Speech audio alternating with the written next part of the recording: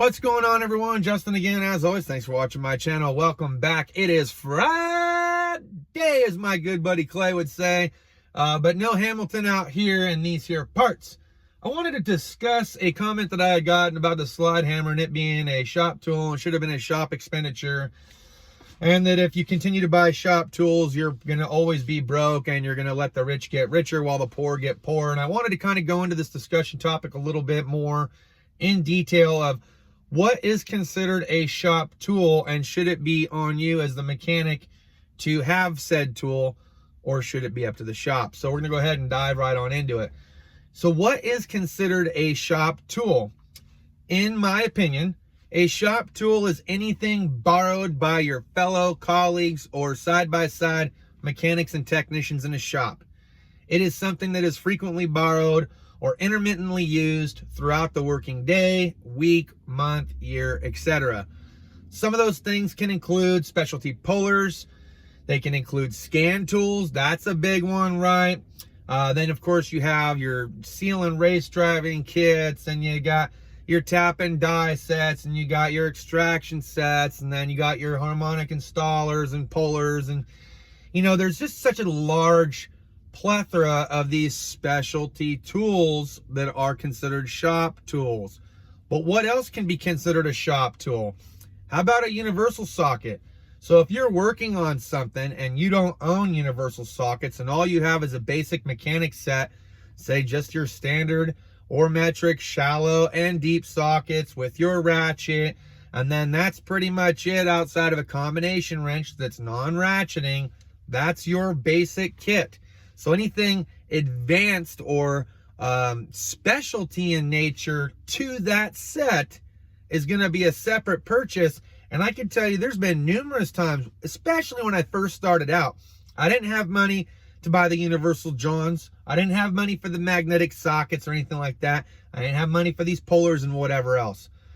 You don't do it in the beginning, obviously. And this is where dealership techs are so spoiled. I worked at the dealership for over 3 years, and if you even include the brief time frame that I had over it for maybe about 3.5 years in total, the dealership provides you with all the specialty tools that you should need in a given working year. Okay, that includes pullers, that includes specialty timing holders. There's weird adapters and seal drivers. There's scan tools that they provide you, which is a huge expenditure. Ask anyone that had to buy a scan tool, not just myself, but anyone else that owns one, how expensive that can cost if you are buying something top tier, right? High end. It costs a lot of money. But the dealership provides that for you so that you don't have to use your money to buy that. And in most cases, when you're starting out as a lube tech at these dealerships, they have a basic mechanic set that they have you use when you're starting out so that they don't have to pay you what the tech minimum is. Now out here is a little bit different. You don't just start flat rate, okay? Out here in California, you got various lube oil change shops and things like that. They're going to pay you minimum wage. And then you got the dealerships, which if they require you to provide your own tools, they have to pay you 2 times the minimum wage. Whatever the minimum wage is for this state at that time, the dealerships will have to pay you 2 times that if they require you to have your own tools. Now, what does that entail? That doesn't mean, oh, you have your basic mechanic set? Yeah, let us pay you $30 an hour. So I don't think California's at $15 an hour right now. I think they're expected to be at $15 within this next year or possibly 2. But if that's the case, then that means all dealer techs are making $30 an hour if they're required to have their own tools. And that's not just because they have a basic mechanic set, I'll tell you that. No, that's because these guys already own a lot of these specialty pullers, sockets. They can pretty much do anything and everything out of their own toolbox. And then for the exception of some of the specialty stuff that the dealership actually provides, like when I worked at the Chrysler dealership, they had the Pentastar timing kit. I think it was like a couple $100 if you went through Mopar Essentials, but if you go on Amazon, you can find the bare minimum to the kit that you need for like 30 or 40 bucks. So really not that expensive. And if they only have one kit going around and you got multiple heavy line guys doing cylinder heads on the 3.6, you're not going to have it in a timely manner. You're going to have to wait for them to be freed up from that in order for you to borrow that kit and use it for yourself. And then the next guy's usually waiting. So it's in circumstances like that that you might just spend 30 or 40 bucks because time is money. And if you did spend the 40 bucks, you could have blasted that out. You didn't have to spend 30 minutes or an hour finding something else to do until they were done with it to get back to the job. Them providing the scan tool was a huge benefit to me. I still had scan tools but I didn't have like a super high-end one. I actually started off with like an Innova and an Acron, worked my way up to like the Ethos Pro. Then I went from the Ethos Pro to the Solus Edge, which is one of the last ones that I bought leading up to the Triton and then trading it in for the Zeus. But it was a stepping stone platform, right? I had started off small. I didn't need anything high-end really. And the only reason why I went from the Ethos Pro, which I almost wish I would have kept, but I went from that to the Solus Edge, so I had some bi-directional capability. So that way, if I decided to do anything outside the shop on my own time and terms, I had some bi-directional capability, and that was really what was important to me at the time. But those are shop tools. Those are anything borrowed, because I had that scan tool borrowed a couple times. I don't like loaning it out, really, because it's an expensive thing.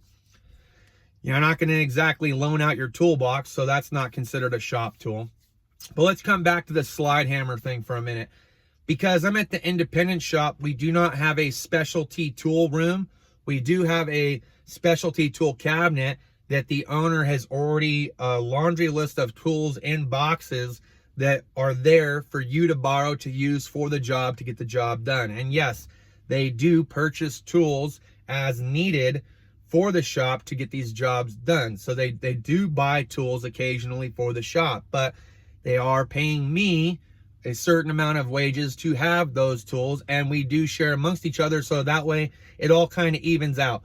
We're not going to rely on the shop to provide us with everything, okay? Because this is a family-owned business. Everyone is a tight clique, tight-knit group, and we all work together. We share the expenses together because it can be an expensive voyage. I mean, you might buy a specialty tool and never use it. I have a couple of those. But I also have specialty tools that I use so often at the dealership that as my tool list was kind of growing, it was growing and I was more than capable of pretty much doing anything and everything for the exception of a couple of specialty tools out of that special tool room at the dealership. Once I got to the independent shop, special tool list went way, way up. Yeah, it'll keep you broke for sure. But I don't look at it as the rich getting richer. What I look at it is I'm helping the shop to make money so that way I can make money and we can all get paid and take care of our families together. I'm not looking at it from a selfish point of view or aspect, and you shouldn't really either. Now, when should you do this? Well, clearly you're not going to want to do this when you're at $10 an hour. Lucky for me, when I was making $10 an hour, and that's all the income that I was bringing in outside of the couple $100 from the National Guard, which does not go a long way, gentlemen, I'll tell you that. But those were my two sources of income. My wife had 2 jobs, so together, that's how we made it. When I was just at $10 an hour with whatever little bit that I got from the Guard, it was tough, man. There was no way I could financially afford all that stuff. So I didn't really have a whole bunch of crap, okay? I kept it small. I sold stuff that I wasn't using that was basically it was money that was collecting dust so that way I can be in cash. And I'm not trying to get off topic too much, but it was having multiple sources of income that kept me afloat until I can get up there to the top tier. Now, when I left Chrysler, I was at 2 times minimum wage, and I think at that time I was at $24 an hour or something like that before I left the Chrysler dealership. So not a bad way of living, really. That was more than twice what it was that I was getting in from the very beginning. So it made things a little bit more comfortable. My wife still maintained 2 jobs. I still did my National Guard bit. But I wasn't buying specialty tools at $10 an hour, I'll tell you that. I didn't really start buying it until they actually put me in that top tier pay category where I was getting paid enough to where I could afford those things to be faster to hit those commissional bonuses. At the dealership, I think I had like a $4 commissional bonus. So that way, if I exceeded 40 hours for the working week, then I would make like 30 an hour or something like that, or 28. I forgot how much it was, but it was up there, man. I mean, it was a pretty big chunk of change. And if I'm standing around waiting for half an hour to an hour to borrow a tool because somebody else is using the only one that we have in the shop, I'm not making the money then. I'm going to sit back and I'm just going to get the tech minimum. And in some more times than not, mechanics want to make more money. And if there's a chance that for that 40 bucks, just going back to that free 6 for a minute, to spend 40 bucks to make a couple hundred more, yeah, man, all day, right? So I treat that the same exact way here at this shop as well. In order for all of us to succeed, I'm a team player. I contribute, they contribute. I've bought shop tools like a jack, and there's an engine stand that I've gotten there, and a handful of other things that they borrow, like the fuel pressure test gauge and things like that. Shane has things that I'm borrowing all the time. He's a suspension guy, so he's got CV axle tools and suspension tools that I borrow from him. Tommy's got his own special tools that we borrow from him, like his 10-pound slide hammer set, things like that. Joey had the scan tool. I recently got one, so we got a couple of them. Shane's got his Alltel. So we got a few different scan tool platforms to use to diagnose the vehicle right the first time, so we can all profit together. And that's what it's about. So again, guys, I just wanted to share my thoughts and opinions on this. If you're making $10 an hour, no, do not buy special tools, okay? And unless you're actually getting paid to provide all these special tools, don't go hog wild and crazy. But as you move up in your pay scale and you start getting up there and they require you to have tools, they are requiring you to have tools to perform just about any job that comes in without having to have a special tool ordered and wait 2 or 3 days, or for the shop to buy one or rent one from AutoZone, and that's time. There goes an hour waiting to rent one, or, you know, there goes a couple $100 and you have to wait, you know, a couple days to get, and then that's time that's not well spent. You're losing time, and as a result, you're losing money. So we'll see you guys later this evening for TGIF Live, and we'll do some Q&A, and hopefully we'll have some guests. See you guys tonight. Deuces.